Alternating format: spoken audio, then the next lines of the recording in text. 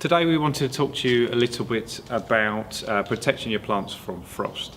Now, this time of year, and particularly this year, as the sun starts getting warmer, it's easy to forget about the fact that we're still getting frosts, and it still could get very, very cold all through March, April, and actually sometimes into May.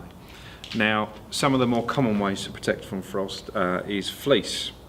Now, this very, very thin fabric might not look like much, but it's amazing how much it can protect your plants, especially if you've got new plants.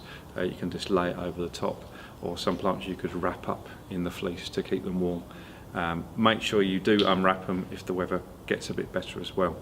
Another way would be to bring the plants in.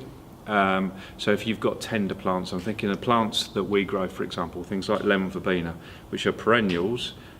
They can be tender, and they're worth protecting from frost. So you can put them on a south-facing wall. It's amazing how much that wall will keep some heat. You can bring them into the garage or into the house. If you're going to take them somewhere that's a little bit dark, then make sure you put them in there just to keep them warm overnight, but actually bring them out again, because obviously the dark could do a lot of damage as well.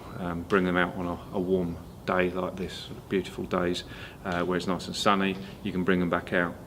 The thing to do is keep an eye on either your phone app with the weather or the weather on the TV or radio. If they start mentioning frosts, then take a look into your garden and see whether you've got any tender plants that you've moved out there. And maybe a bit of patience as well.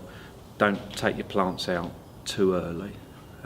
Sometimes it's better to be a bit more patient, keep them inside and don't put them out. So keep an eye on the weather. If there's frost coming up, follow a few of those tips and keep them warm and safe until the weather's a bit better.